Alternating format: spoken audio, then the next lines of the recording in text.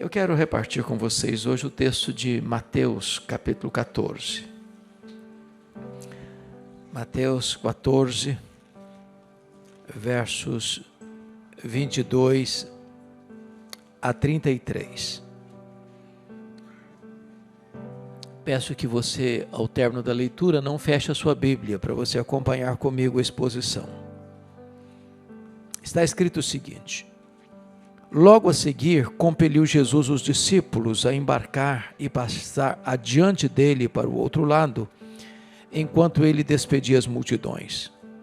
E despedidas as multidões, subiu ao monte a fim de orar sozinho. Em caindo a tarde, lá estava ele só. Entretanto, o barco já estava longe, a muitos estádios da terra, açoitado pelas ondas, porque o vento era contrário. Na quarta vigília da noite, foi Jesus ter com eles, andando por sobre o mar. E os discípulos, ao verem-no andando sobre as águas, ficaram aterrados e exclamaram: é um fantasma! E tomados de medo, gritaram. Mas Jesus imediatamente lhes disse: tende bom ânimo, sou eu, não temais. Respondendo-lhe Pedro, disse: se és tu, Senhor, manda-me ir ter contigo por sobre as águas. E ele disse: vem. E Pedro, descendo do barco, andou por sobre as águas e foi ter com Jesus. Reparando, porém, na força do vento, teve medo. E começando a submergir, gritou: salva-me, Senhor! E prontamente Jesus, estendendo a mão, tomou e lhe disse: homem de pequena fé, por que duvidaste? Subindo ambos para o barco, cessou o vento. E os que estavam no barco o adoraram, dizendo: verdadeiramente és filho de Deus. Amém. Bom, eu gostaria de fazer aqui 4 declarações que para mim são verdades absolutamente irrefutáveis. E a primeira declaração é que as tempestades da vida existem e são inevitáveis. Nenhum de nós aqui vive numa bolha, numa estufa. Nenhum de nós aqui tem imunidade especial. Nenhum de nós vive num jardim grinaldado de flores, nem num parque de diversões. A vida se desenrola numa região de tempestades. As tempestades são democráticas, chegam para todos.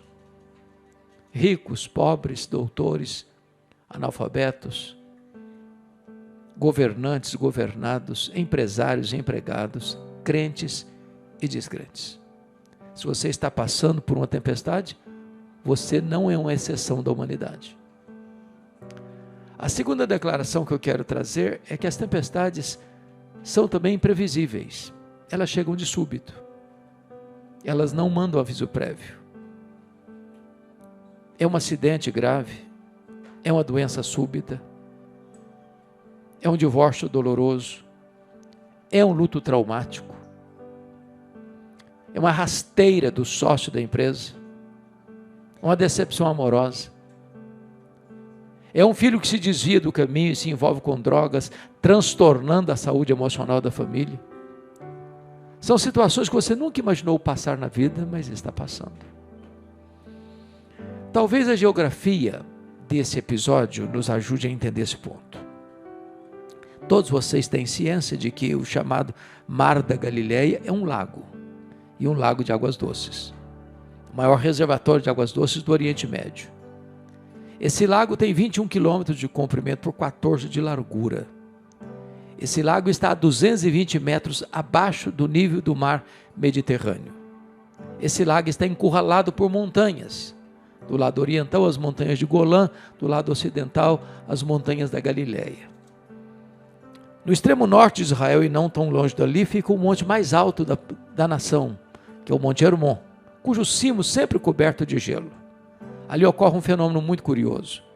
De vez em quando o vento gelado desce dessas montanhas, encurralado pelos montes, bate na superfície do lago, às vezes meio-dia, só a pino, e começa uma tempestade de vento subitamente.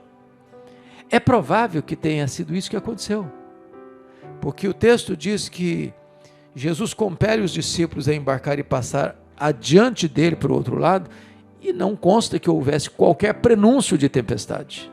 Mas enquanto navegam, a tempestade chega. É assim na vida. Você sai de casa como qualquer outro dia, para o trabalho, ou para levar um filho na escola, ou para buscar um filho da escola, ou para retornar para sua casa, e um fato acontece nesse dia, que pode mudar a sua história. Subitamente, você vai ao médico para um exame de rotina e descobre que está com uma doença complicada. Subitamente, um casamento de 15, 20 anos acaba. Subitamente chega um problema que você nunca imaginou enfrentar na vida, mas está enfrentando. A terceira declaração que eu quero fazer é que essas tempestades são também, muitas vezes, inadministráveis. Esses discípulos eram certamente homens que tinham familiaridade com essa geografia. 4 deles, pelo menos, eram pescadores. Ganhavam a vida trabalhando toda a noite nesse lago. Conheciam cada palmo desse lago. Já haviam passado certamente por outras situações semelhantes. Mas agora eles pensam que podem resolver o problema e não conseguem. Eles empregam todo o seu conhecimento, toda a sua experiência, todo o seu expertise, mas não conseguem triunfar sobre a tempestade. O barco está girando, rodopiando no meio do mar, fuzilado pela fúria das ondas, e eles estão prestes a naufragar, desesperados. Às vezes a vida é assim também. Aquele problema que você achava que estava tão fácil de resolver, ou aquela pessoa que você lidava com tanta habilidade, agora não consegue mais. A pessoa ficou estranha. Não é a mesma pessoa mais. Aquela circunstância ficou carrancuda demais, medonha demais, perigosa demais, e você não administra mais. Mas, me permita a quarta declaração, porque para mim ela é muito esperançosa, é que as tempestades são também pedagógicas. Isso significa uma coisa maravilhosa. É que nós cremos que não há nenhuma tempestade que sobrevenha a nós sem que Deus saiba, sem que Deus permita, sem que Deus tenha um propósito. Nós não cremos em acaso, nós não cremos em sorte, nós não cremos em azar, nós não cremos em determinismo cego, nós não cremos em misticismo, nós não cremos em olho gordo, nós não cremos em macumba para crente, nós cremos que a mão de Deus dirige o nosso destino. Se Deus permite uma tempestade, não é para nos destruir, é para tonificar os músculos da nossa alma. Não é para nos reprovar, é para nos provar e nos aprovar. Então Deus tem um propósito. Se você está passando por uma tempestade, acalma o seu coração, porque Deus tem um propósito nisto. Bom, dito isto, vamos à análise do texto. O contexto dessa passagem enseja-nos duas coisas. Primeiro, mostra que Jesus estava com uma agenda tão intensa que ele não tinha tempo para comer. Corre, agenda lotada, demandas enormes, trabalho exaustivo. Às vezes a gente entra nessa corrida mesmo, frenética. E quando você vai olhar, você não está tendo tempo nem para cuidar de você. Assim estava Jesus e os seus discípulos. Mas se não bastasse essa correria, somos informados que João Batista, o primo e precursor de Jesus, que estava preso na masmorra de Maquerós, às margens do Mar Morto, é assassinado de maneira brutal, cruel, por ordem de um rei bêbado, amando de uma mulher adúltera, por sugestão de um adolescente inconsequente. E este homem que Jesus disse, dentre os nascidos de mulher, ninguém é maior que ele, é arrancado dessa masmorra e degolado pela espada de Roma. Diante dessa notícia tão trágica, e diante de uma agenda tão congestionada, Jesus toma uma decisão. Sair de férias com os seus discípulos. Sair para um lugar de descanso. Fora do burburinho da multidão. Tem hora que você precisa descansar mesmo. Tem hora que você precisa parar a sua agenda.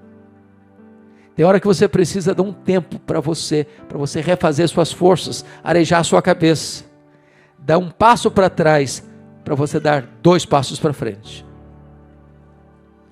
O que é curioso, é que quando Jesus e os discípulos chegam nesse local, retirado, desértico, a multidão já havia descoberto o plano, e havia antecipado Jesus e os seus discípulos. E diz o texto que Jesus não despede a multidão para continuar de férias com os discípulos. Jesus olha para essa multidão, compadece-se dela, como ovelhas que não têm pastor, e passa a cuidar da multidão, passa a alimentar a multidão. Mas depois que o milagre da multiplicação ocorre, a multidão toma uma decisão que foi muito perigosa. Muito perigosa, porque João 6, que é paralelo deste, diz que essa multidão, em virtude desse milagre extraordinário, de alimentar uma multidão tão vasta quanto aquela, tentam arrebatar Jesus, para fazê-lo rei, um rei político, um milagreiro, um operador de sinais, alguém que enche a panela do pobre, que abastece a mesa do faminto, que socorre as pessoas com as necessidades daqui, do agora, necessidades imediatas. E quando Jesus percebe que essa multidão vem para arrebatá-lo para fazer rei, Jesus não quis que os seus discípulos participassem dessa agenda, nem visse essa pressão ou essa tentação. E por isso diz o texto que Jesus compele os discípulos. Ele não pede, ele não solicita, ele dá uma ordem, é uma obrigação, é imperativo. Compele os discípulos a entrar no barco e passar para o outro lado, enquanto ele, sozinho, ficou despedindo as multidões. Despedidas as multidões, diz Marcos 6, que é texto paralelo desse, que Jesus subiu sozinho para o monte. E de lá do monte, orando por eles, Jesus os viu em perigo. E então, na medida que eles estão avançando, atravessando o mar, e preste atenção que essa travessia era muito curta, porque eu estou falando da parte norte do lago, no máximo 1 hora de viagem, no máximo. Diz o texto aqui, que Jesus os compele a embarcar, era dia certamente, a tempestade chega subitamente, e eu percebo que eles estão tentando resolver o problema, mas não conseguem.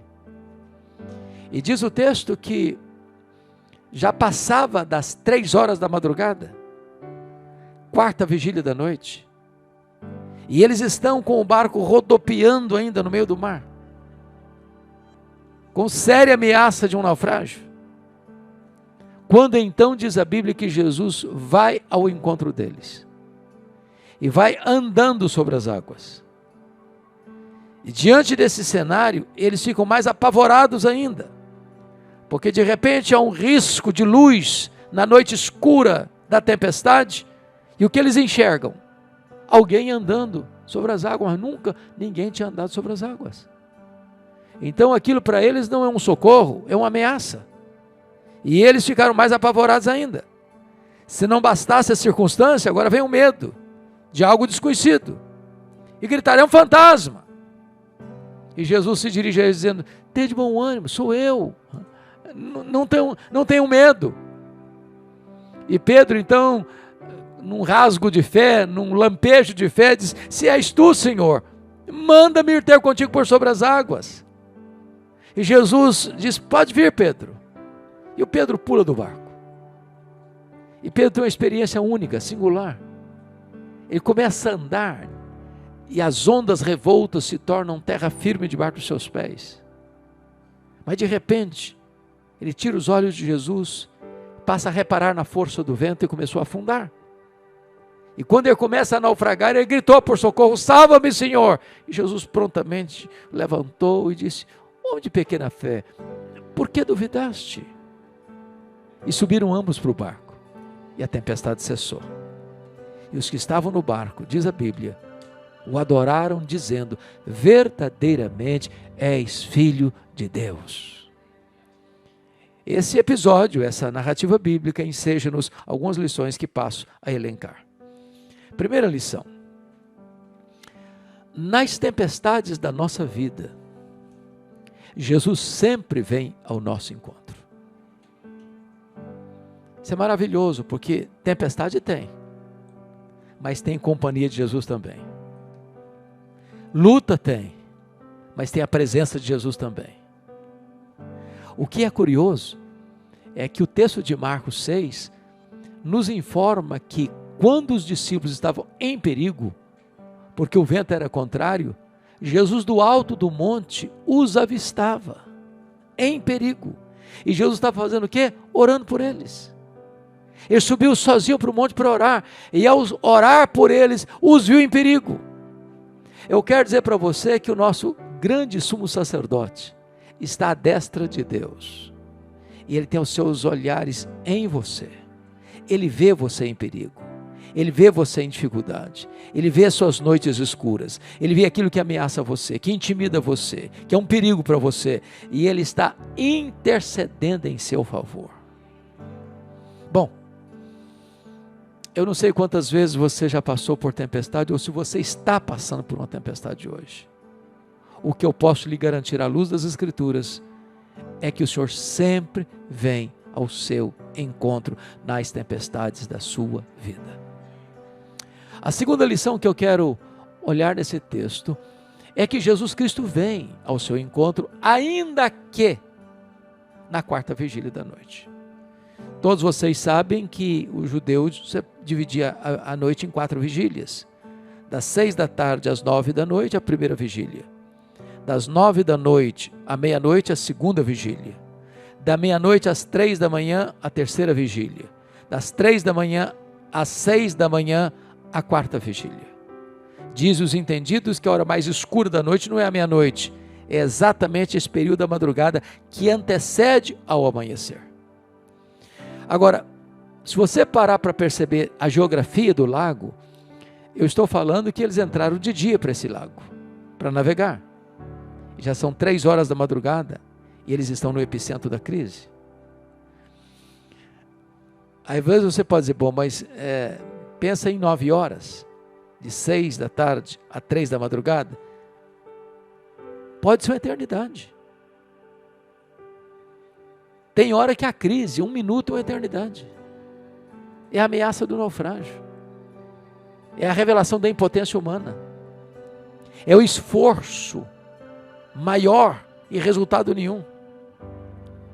É quando você emprega tudo que você sabe, tudo que você tem, toda a sua experiência, e não resolve o problema. E o que é curioso à luz da Bíblia é que nem sempre o Senhor vem na hora que você quer, ou na hora que você acha que precisa. Tem hora que o Senhor espera o último furo da correia, a última volta do ponteiro, quando você diz, não tem mais jeito, acabou, não tem mais solução, esse é um problema insanável, é um problema insolúvel, não tem mais jeito, acabou, as forças acabaram, as estratégias acabaram, a experiência acabou, nada vai dar resultado. Parece que chegou a hora de você jogar a toalha, de você desistir mesmo. Agora o fim é a morte, não tem outra saída. Ele vem, ainda que na quarta vigília da noite. O Senhor às vezes espera o último momento, para que você compreenda que quando o homem não tem mais força, não tem mais estratégia, não tem mais esperança, Deus ainda pode agir sobrenaturalmente. Na verdade, ele nunca chega atrasado. Nunca chega atrasado. Porque eu fico imaginando que aqueles discípulos devem ter aguardado por demais a vinda de Jesus. Por que ele não vem? Por que ele nos empurrou para esta? Porque eles podiam estar reclamando, por que Jesus nos compeliu? Não foi ideia nossa. Nós nem queríamos. Aliás, o nosso plano era ficar de férias. Era descansar. E já que as férias foram frustradas, pelo menos que eles voltassem em paz para casa. Eu acho que deviam estar discutindo entre eles, por que não fomos sair de férias? Em vez de melhorar para a gente, piorou. Porque agora nem tem férias e nem tem paz, porque nós estamos diante de uma tempestade. E Jesus não aparece. Eu acho que eles gritaram por socorro e a única voz que escutaram foi o eco do desespero deles. Às vezes o Senhor espera até a última hora, até ser jogado na fornalha, até descer na cova dos leões, até a hora que você diz não tem mais jeito, até o quarto dia. Mas o Senhor sempre vem, ainda que na quarta vigília da noite. Ele parece demorado, mas ele não está demorado. Parece estar atrasado, mas ele não chega atrasado. Porque quando ele parece demorar, é porque está preparando algo maior e melhor para a nossa vida. Terceira terceira lição que esse texto nos ensina. Primeiro é que Jesus Cristo certamente vem. Segundo, ele vem ainda que na quarta vigília da noite. Terceiro, ele vem colocando debaixo dos seus pés aquilo que nos ameaça. Porque Jesus poderia ter vindo de um modo convencional. Ele poderia ter pegado algum barco que estava ancorado e ido de barco. Ou contratado um Uber marítimo. Não, ele vai de uma maneira que nunca ninguém tinha visto. Ele vai andando sobre o mar. Ele faz o seu caminho na tormenta. Às vezes o caminho que Deus chega ao seu coração é exatamente a tempestade, diz a Bíblia. Tem hora que a tempestade é o caminho que Ele vai usar para ter acesso ao seu coração. Agora, por que Ele vai andando sobre o mar? Para mostrar para os discípulos que aquilo que é maior do que eles, aquilo que ameaça eles, aqueles que não conseguem resolver, está rigorosamente debaixo dos pés de Jesus. O meu, nosso problema pode ser enorme, insolúvel, insanável. E Jesus está mostrando assim, olha, o que é maior do que você, o que intimida você, o que ameaça você, está rigorosamente debaixo dos meus pés. Eu sou maior que o seu problema. Eu sou a solução para o seu problema. Agora, notem que curioso. Quando os discípulos veem Jesus andando sobre o mar, isso não acalmou o coração deles. Isso trouxe mais problema para eles. Porque a Galileia era chamada Galileia dos gentios. Essa é uma região muito mística, por influência gentílica. Tanto é verdade que quando Jesus está no extremo norte aqui dessa região, está lá em Mateus 16, e faz uma enquete com seus discípulos, o que dizem os homens ser o Filho do Homem? Qual foi a resposta deles? Senhor, uns dizem que tu és João Batista, outros dizem que tu és Elias, outros dizem que tu és Jeremias, outros dizem que tu és alguns dos profetas. Era uma região muito mística, as pessoas não discerniam as coisas espiritualmente de forma correta. Então, quando eles olham e veem uma figura, uma silhueta, uma personalidade andando sobre o mar, eles só tinham uma conclusão: é um fantasma, pronto, agora é que estão perdidos mesmo. Nós já estávamos lidando com a fúria do mar, agora vamos ter que lidar com a fúria de um ser desconhecido para nós. Tem hora que você não discerne a presença de Jesus ou a chegada de Jesus, e em vez de você ver nele um socorro, você vê uma ameaça. E aí entra a fala de Jesus que é maravilhoso, porque a quarta lição que eu quero trazer é essa. Primeiro, ele sempre vem. Segundo, ele vem ainda que na quarta vigília da noite.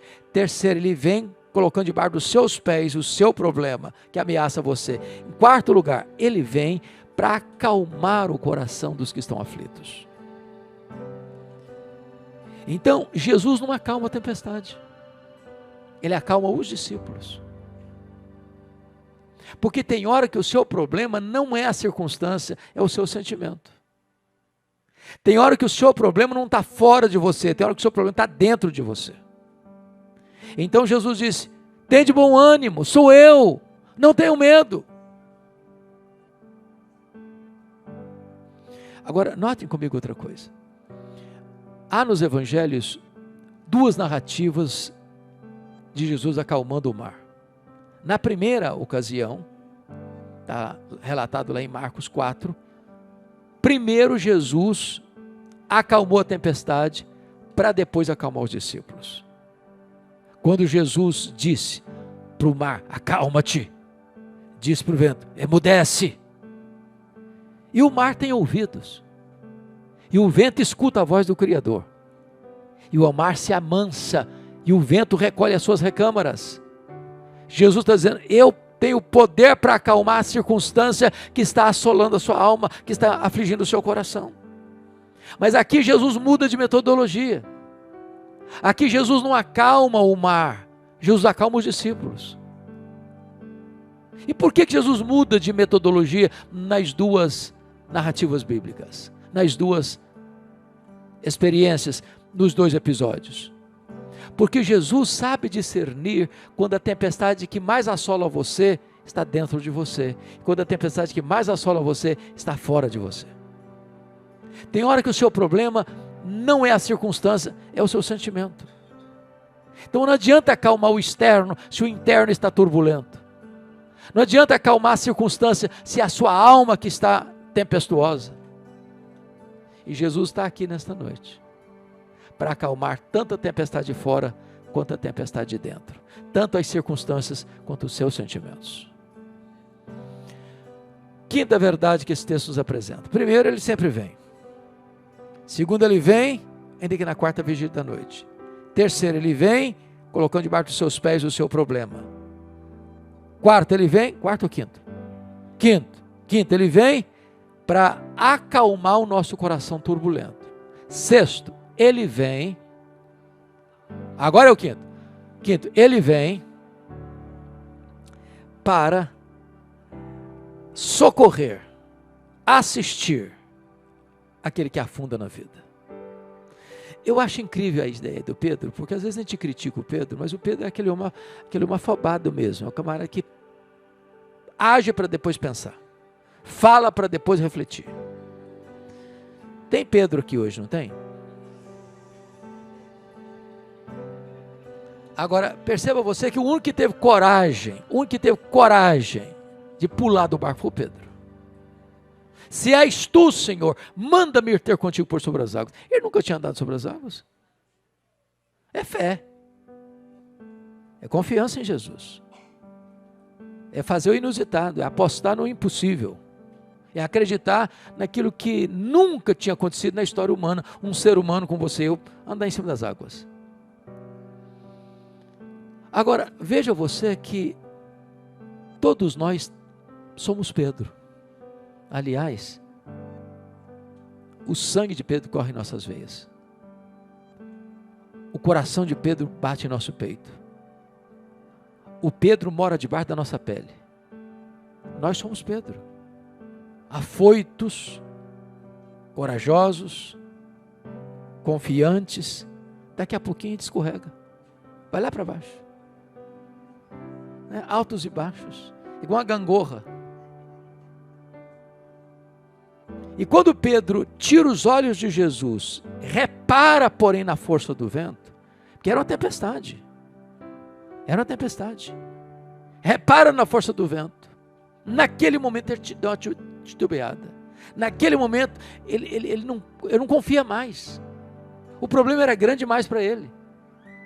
A impotência dele era muito eloquente. Ele começa a afundar. Irmãos, que experiência incrível, porque às vezes é assim com a gente. Você está enfrentando um baita de um problema. E você, Senhor, se o Senhor estiver comigo, eu vou avançar. Eu vou sair dessa. Eu vou fazer o impossível. Eu vou experimentar o impossível. E Jesus, pode vir, meu filho, pode vir. Você olha para Jesus, de repente, o problema é grande demais. A ameaça é grande demais. A realidade à sua volta é sombria demais. A providência é carrancuda demais. E num dado momento, Pedro tira os olhos e perde a fé. E ele afunda.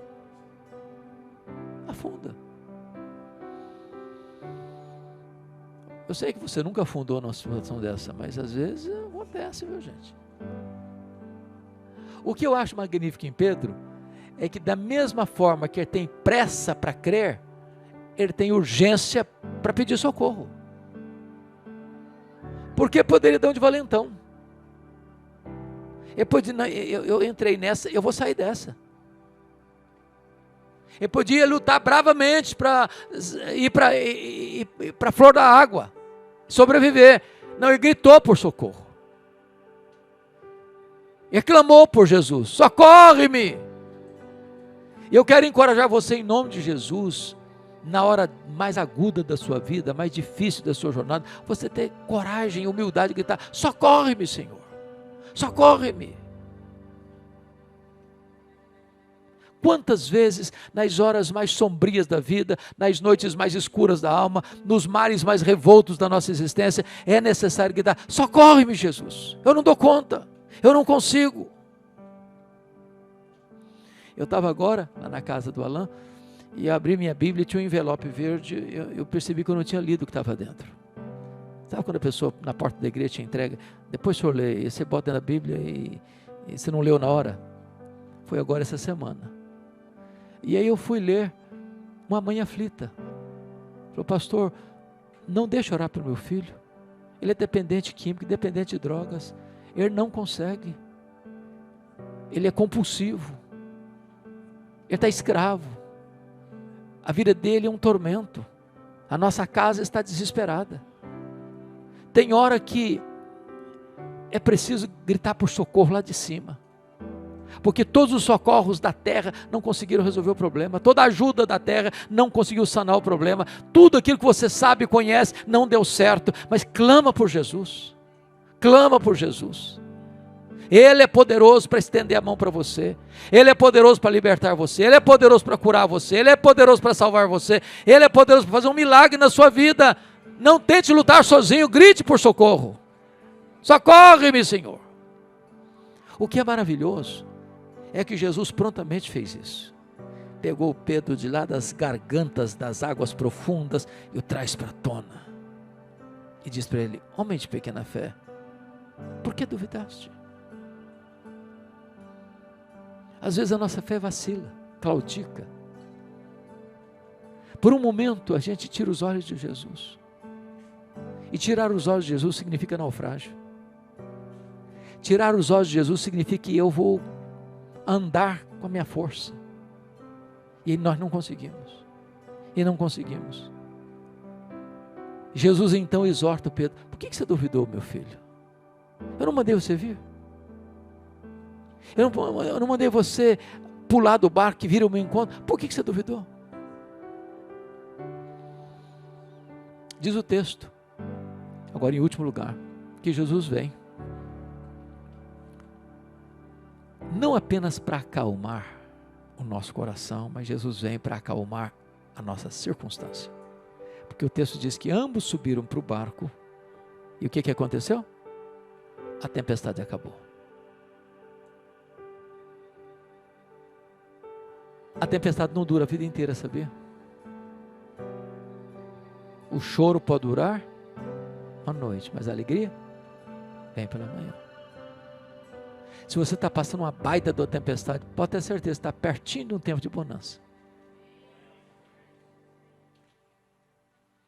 E Jesus vem para acalmar essas circunstâncias. As turbulências da sua alma. As lutas da sua vida. Talvez aquilo que tem feito você chorar até hoje vai ser motivo da sua grande alegria amanhã. A tempestade acabou. O vento cessou. O mar acalmou. O barco não está mais ameaçado. Agora todos estão em segurança. Bom, talvez você pergunte assim: por que Jesus, que nos ama, permite a gente passar por tempestade? Você já fez essa pergunta alguma vez? Quando você ama, pega a imagem de pai e mãe. Pai e mãe ama mais os filhos do que a si mesmos, não é verdade? A gente preferia sofrer um golpe do que ver uma filha sofrendo um golpe. E a Bíblia diz: se nós que somos maus sabemos dar boas dádivas aos nossos filhos, quanto mais o Pai Celeste. O amor de Deus por nós é perfeito, é eterno, é incondicional. Não há nada que você possa fazer para Deus amar você mais, não há nada que você possa fazer para Deus amar você menos. Deus ama você com amor perfeito e eterno. Agora, se Deus ama você assim, e ama, por que que Ele permite você passar por tempestades na vida? Por que que você tem que enfrentar uma providência carrancuda? Por que que você tem que lidar com a doença? Por que que você tem que lidar com o problema financeiro? Por que que você tem que lidar com o abandono? Por que que você tem que lidar com a infidelidade? Por que que você tem que lidar com a traição? Como é que você tem que lidar com problemas que têm surgido por aí e atingem você de cheio? Por quê? Eu penso que o verso 33 responde essa pergunta. Quando Jesus subiu para o barco com Pedro, o mar acalmou, a circunstância acalmou, e diz o texto, que os que estavam no barco adoraram Jesus, dizendo, verdadeiramente és Filho de Deus. Irmãos, às vezes a tempestade tem o poder de curvar a nossa cerviz e dobrar os nossos joelhos. Nós aprendemos mais nos dias de tempestade que nos dias de bonança. Nós aprendemos mais na casa do luto que na casa da festa. Nós aprendemos mais em dias de doença do que em dias de saúde.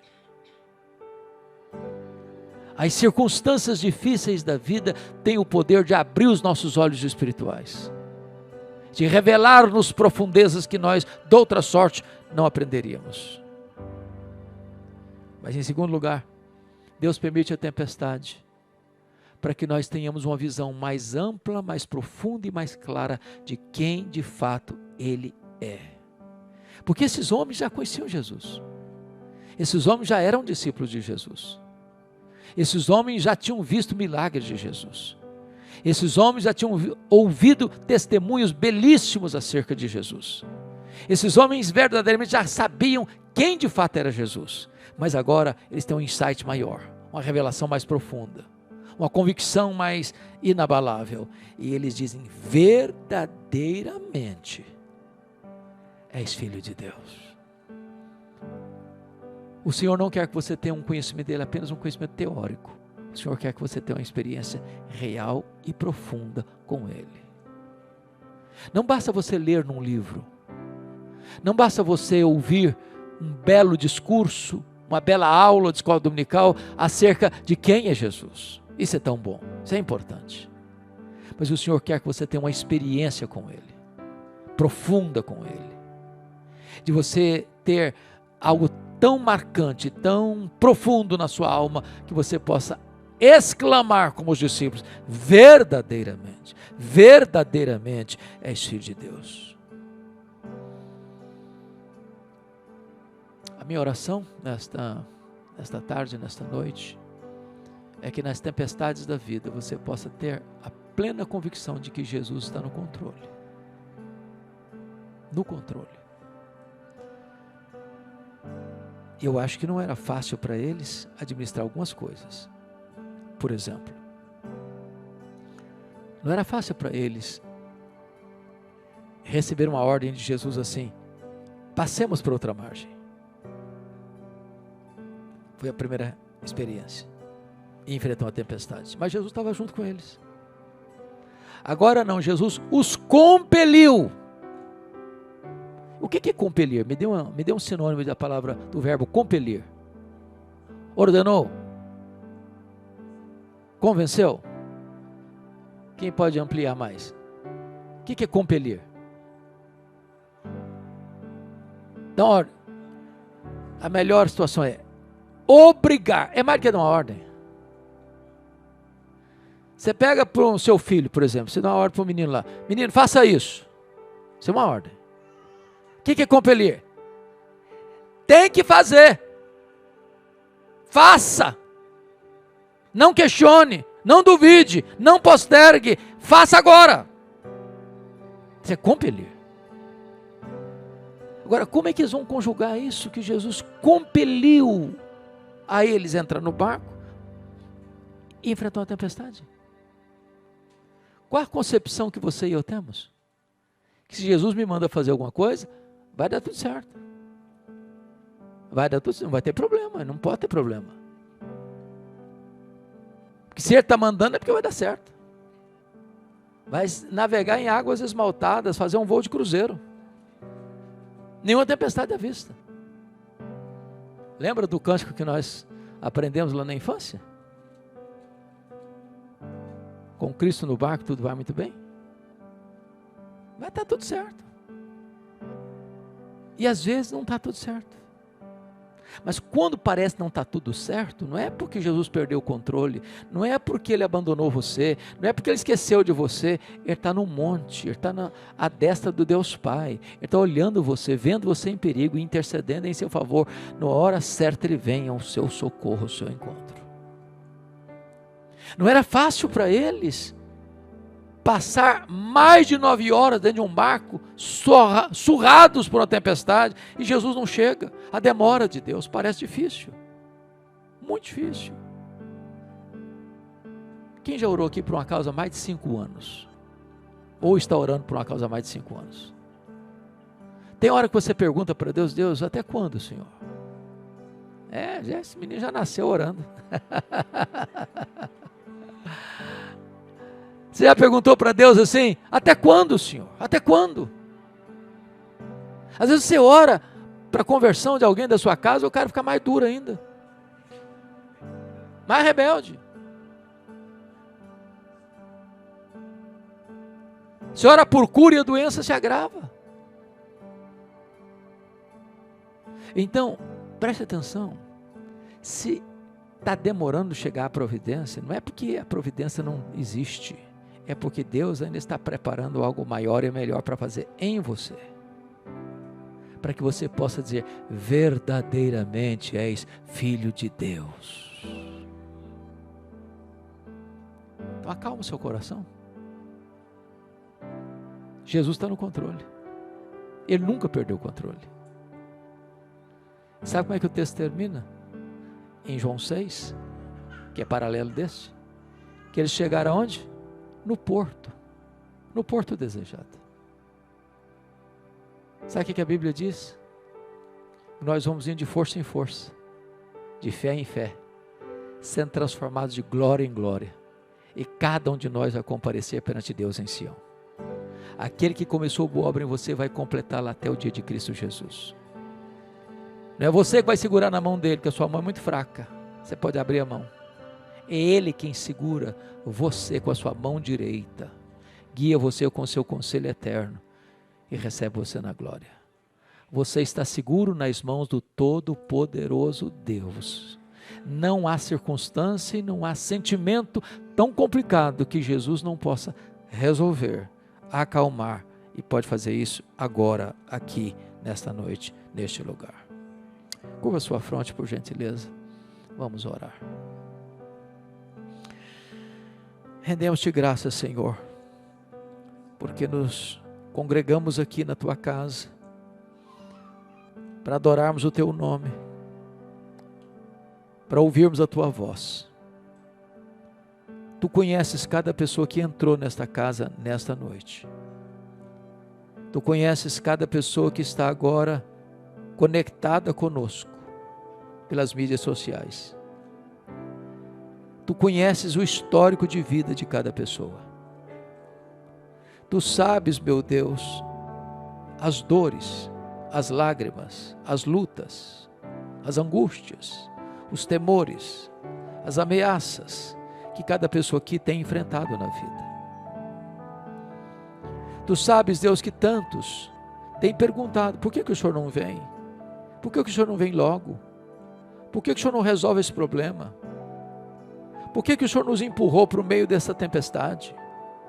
Por que estamos passando por isso? Por que o socorro não chega mais rápido? Ah, Senhor, em nome de Jesus, acalma o nosso coração, aquieta a nossa alma.